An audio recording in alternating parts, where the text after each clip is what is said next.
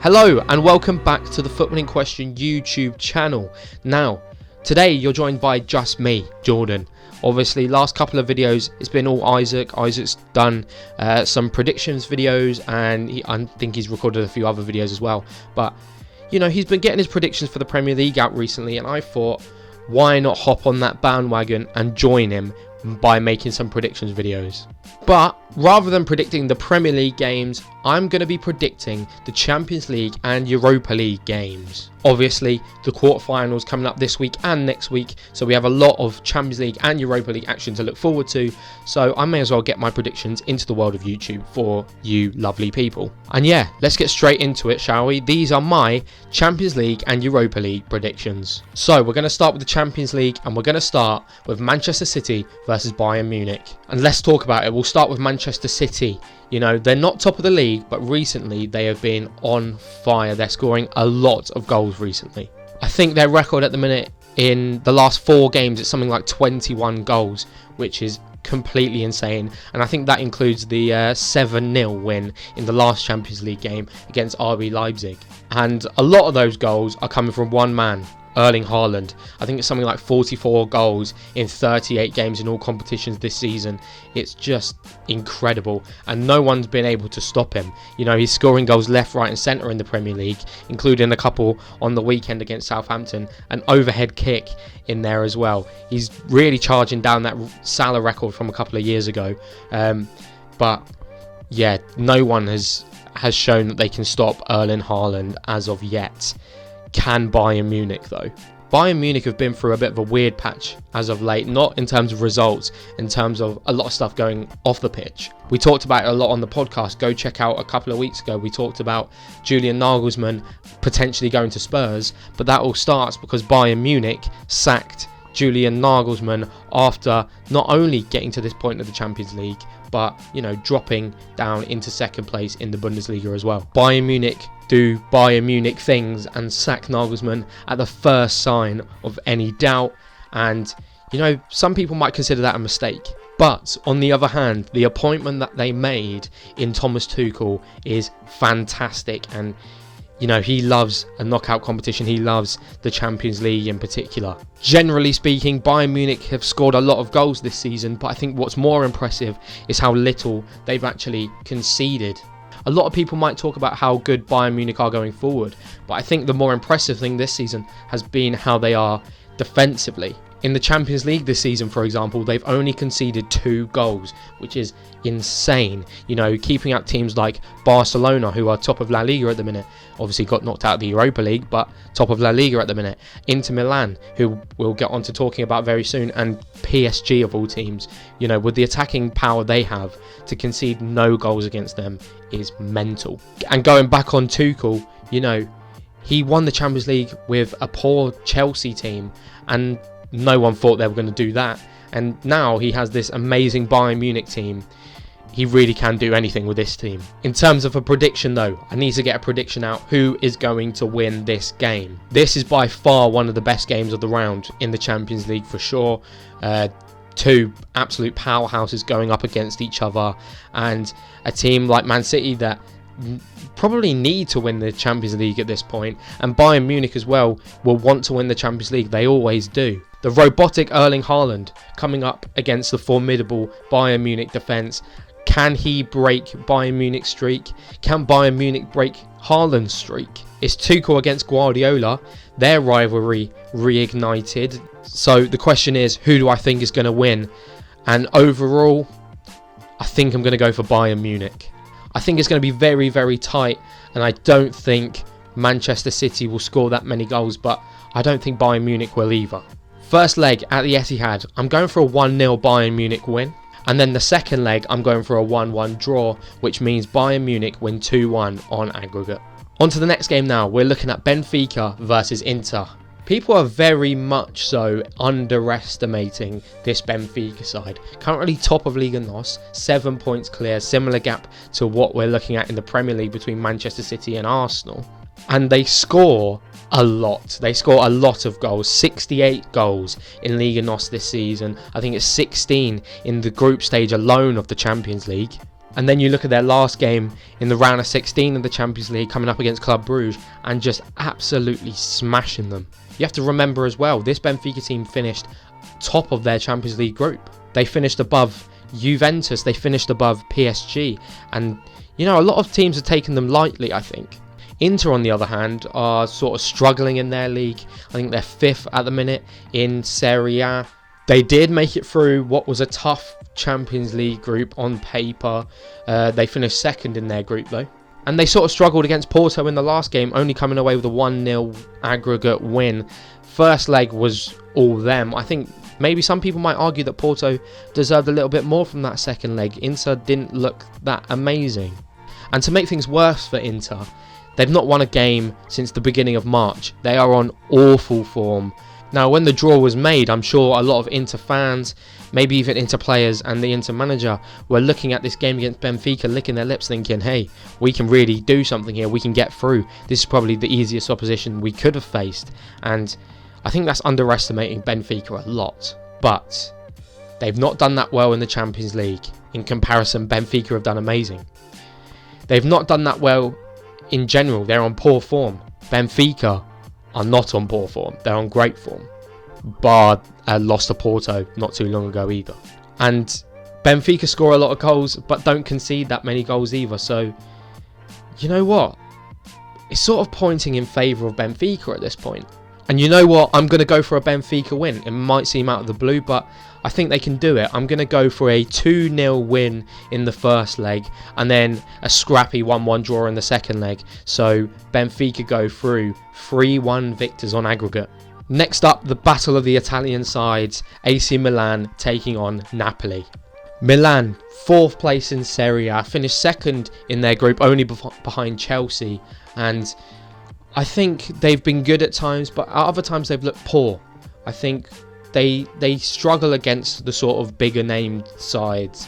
You know, they lost to Chelsea twice, I believe, and struggled. They struggled to beat Spurs, only just scraping through that game. I think coming away with a 1-0 win in the end. And on the other hand, Napoli are just unbelievable right now. You know, they are smashing it in Serie A, top by a crazy margin. It's just unbelievable. They're so far clear, and I think they can sort of relax in the league now and, you know, focus more on this Champions League campaign, and who knows, maybe they can win it. They're one of the most free scoring teams in not only the Champions League, not only the Serie A, but the entirety of Europe. I think they've got something like 66 goals in the league and 25 in the Champions League. They just can't stop scoring. Victor Osimhen really putting up a fight and challenging Erling Haaland as who is the best in Europe in terms of a striker, in terms of scoring goals. And Haaland might be winning that race only just now, but it is only just. Osimhen is fantastic. All signs are pointing to a Napoli win, but you know, over the years, Napoli haven't really done it in the Champions League. I think this is their first quarter-final in the Champions League ever. There is another factor as well. The last time these two sides met, they met just a few weeks ago in the league, and AC Milan absolutely smashed Napoli 4-0 away from home. In my opinion, will that make a difference? No, I don't think it will. I think Napoli will quite easily cruise to victory and properly properly cement themselves as sort of a dark horse to potentially go on and win the whole thing. So, predictions. I'm going to go for a 2-1 Napoli win in Milan, and then I think Napoli are going to run riot in Naples, coming away with a 3-0 win. That means Napoli go through 5-1 on aggregate, and I'm just going to throw it out there as well. Victor Osimhen is going to score at least 3 of those goals. And finally, onto the last game of the Champions League quarterfinals, is Chelsea versus Real Madrid. Now this is going to be an interesting game, not because it's two, on paper, fairly big teams, even though Chelsea have been quite disappointing in the league and in the Champions League as well, really, this season. But the main talking point from this game is, it's the battle of the Everton managers. Lampard coming up against Ancelotti. Who would have thought that these two former Everton managers will be meeting in a Champions League quarter-final. Let's talk about the game though. Let's start with Chelsea. Chelsea are crap. They've been through 3 managers this season. Thomas Tuchel, obviously now at Bayern Munich. We've talked about him already. Graham Potter, recently sacked. Very well deserved of the sack, in my opinion. It was just going downhill, but you can check out Isaac's video talking about that one. And now we're on to Frank Lampard once again, which was a very weird appointment in my opinion. Why is he back? I don't know. But then again, they topped their Champions League group. They managed to beat Borussia Dortmund in the last round, even if it was only just. But then again, they are just crap. They're 11th in the Premier League. In fact, I think they're closer to being in a relegation battle than they are in a battle for top 4. And notice how I didn't say a battle for the title there. But you never really know with Chelsea.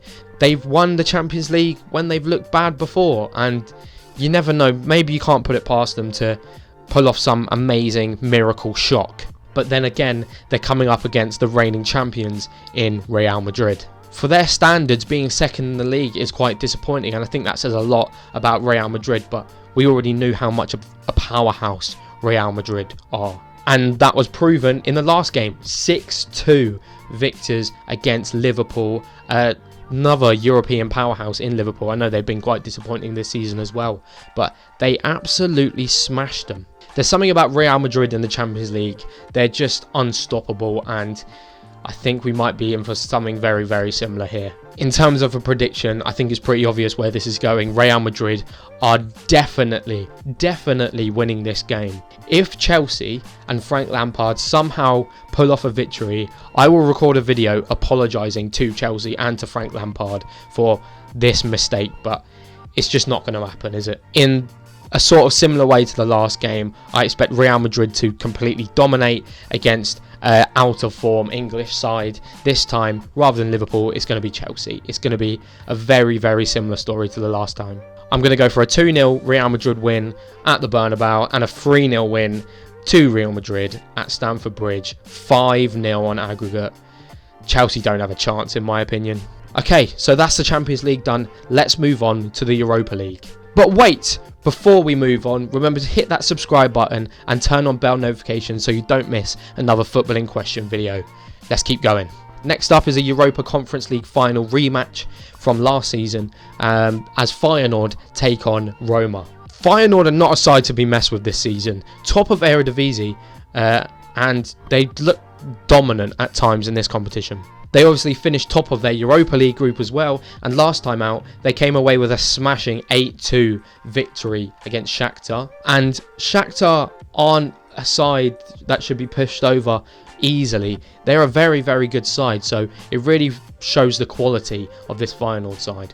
I think in a way they're going to be fueled by the thought of revenge. They want to get back at this Roma side after they beat them in the Europa Conference League final last year, and yeah, they're going to want this more because of that.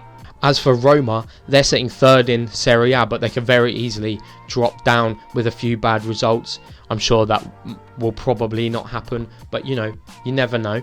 They obviously also finished second in their Europa League group, behind Real Betis, who are now obviously knocked out at the hands of Manchester United. And then there's obviously the massive factor of one Jose Mourinho, who loves a knockout competition. He loves a UEFA competition. Every final he's been in, he's won it. So he's on his way. He's just got to get past Feyenoord and obviously whoever else they have to face. Mourinho's list of accomplishments is unbelievable, and we all know that he's a fantastic manager when it comes to European competitions like these. Now, this game, in terms of a prediction, is actually very, very hard to predict. You've got a very strong Feyenoord side coming up against a expertly managed Roma side under Jose Mourinho. It's going to be a very tight game. It's going to be a very tough game for both sides, and it really could go either way. So in terms of prediction, let's go for this. In the opening game, I'm going to say it's going to be a 1-1 draw, and then in the second game, to decide it all, Roma will come away with a 1-0 win, winning 2-1 as a whole and going through to the next round. But it will be only just. Next up, Juventus versus Sporting. In terms of Juventus, it's been a tough season for them. You know, they're sitting 7th in the league. They got a points deduction that's left them there, knocked out of the Champions League, you know, demoted to the Europa League, which for their standards, for their sort of level that they've set for themselves over the past few seasons, is very, very disappointing. But then again, they made it through in the last game against Freiburg. You look at Juventus, on paper they should be doing really well. I think they should be getting victories in these sort of games. They should be cruising through this game for sure. But you look at their record against some Portuguese sides and it's really not great. Obviously Benfica managed to beat them twice in the Champions League this year, which is strange, but even go back a couple of years, they're getting knocked out by Porto in the Champions League as well. And I think that might even give Sporting more confidence that they can go on and win this game. After being dropped down from the Champions League, Sporting have looked like a very, very strong Europa League side. Obviously they're sitting 4th in the league, but they're running rampant on this competition, I think. And they've beaten two very good sides, not just in the Europa League, but in the Champions League, in terms of Spurs, who they beat 2-0 in the Champions League, and obviously in the last game, beating Arsenal to knock them out. Obviously, Sporting winning on penalties after a wonder goal from Pedro Gonçalves. So, beating two London sides, I guess London's green and white, isn't it? And once again, the Europa League is providing a very, very good game for us. It's going to be a very tough game for both sides and could very easily go either way. Sporting have proved they can knock out the bigger teams in this competition, like Arsenal, for example. Can they beat Juventus? Juventus, on paper, are a very strong side and will be confident that they can go through. And, you know, they can take the game and just control the whole thing. And let's not forget, Juventus need this because Champions League isn't looking very likely for them in terms of doing it through the league. So they're going to want to win this Europa League title. So similarly to the last game, I think this is going to be very close. I think in the first leg it's going to be 1-1, and once again the second leg is going to end 1-0, but this time to Juventus. Juventus are going through. Look, I think it's going to be very close. I think they're going to put up a fight, Sporting, but Juve's strength and Juve's sort of drive to win this game is just going to be too much for them, and yeah, Juventus are going to go through. Only 2 games left now. Let's predict the first one. The first one is Leverkusen against, sorry, I'm about to butcher this name, Union Saint-Gilloise. Let's start with Leverkusen though, so I don't have to keep trying to pronounce that name. We'll start with Leverkusen. They started off with a sort of slow start to the season.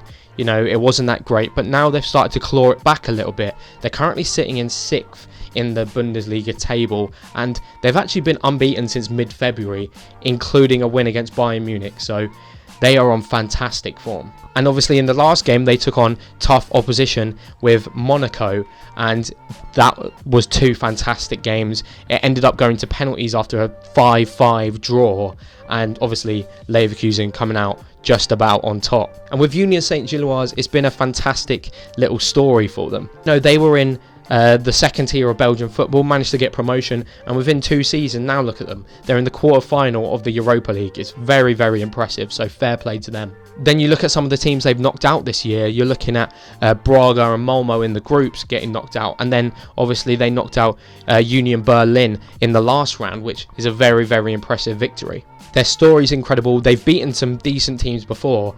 Can they pull off a fantastic win in this game? I think once again, this is going to be a very good game. And to be honest, I think this one screams very high scoring. I think we're going to see a lot of goals in this one. But I think one side will just edge it, and that side is Bayer Leverkusen. I think it's going to take a fight, but, you know, their form as of recent, they look very good. They have some very good players. I think it's just going to edge it. First leg, I'm going to go for a 3-2 Leverkusen victory, and then in the second leg, I'm going to go for a 2-2 draw, meaning that Leverkusen go through as winners. 5-4 the aggregate score. Just you wait, a lot of goals in this one. And finally, the last game I'm going to predict, Manchester United against Sevilla. Now obviously, Manchester United are my team, so sure, there's probably going to be a bit of bias here. Let me just explain myself. Manchester United have faced a lot of Spanish opposition since the start of this tournament. Obviously, they faced Real Sociedad in the group stage. I was there for the one loss that they had against Spanish sides. go me. So Real Sociedad in the group stages, then obviously Barcelona in the sort of playoff round, then who was it? Real Betis in the last round, and now obviously Sevilla. That's 4 Spanish teams, 4 trips to Spain, and the majority of them have ended in a Manchester United victory. Although Ten Hag has faced some challenges, you know, losing 7-0 to Liverpool wasn't that great. Brentford earlier on in the season as well wasn't that great. We've normally tended to bounce back after those tough results and get some good results and get some points on the board in the league. We're obviously sitting 4th at the minute. But in the Europa League, we've looked very, very strong. We've not looked as though we're maybe questioning going out. And I think we're going to be fantastic yet again. They're coming up against a Sevilla side, though, that are currently 13th in the league. They are on awful form. You thought Juventus was bad. You know, Sevilla have been awful in La Liga. They've also recently sacked their manager and have brought a new man in. He's only played 1 game, but it was a 2-0 victory away from home. So not a bad little result, to be fair. They've beaten some big sides in the Europa League, to be fair, PSV and Fenerbahce, but I feel like they only just scraped past those teams, and Manchester United is a massive step up from those two, and it's going to be a massive challenge for them. But then again, let's not forget, Sevilla love a Europa League run. They love winning the Europa League. I think they won it 6 times, including 3 times in a row, 2014, 2015 and 2016 under Unai Emery. It's bound to be an interesting game. Maybe the manager bounce will help Sevilla a little bit, but I think Manchester United should be absolutely fine in this one, and I can see them cruising past Sevilla and into the next round fairly easily. I think at home, Manchester United will come away with a fairly comfortable win. I'll go a 3-0 victory at home, and then away, you know, we've tended to sort of smash one game and sort of slow down a little bit in the other. So I'm going to go with a 1-0 win in the second game. And that would mean that Manchester United come away 4-0 winners on aggregate and go through to the semi-final of the Europa League. So that is a lot of predictions, but that is all of my predictions for both the Champions League and the Europa League quarter-final games. Let me know what you think in the comments. Tell me, am I completely wrong about some things? Am I 100% right? Who do you think is going through into the semi-finals of both competitions? Then remember to like this video, subscribe if you're new, turn bell notifications on so you don't miss another Footballing Question video. So yeah, that's it. I guess all there's left to say is I hope you enjoyed, and I will see you in the next video in a bit.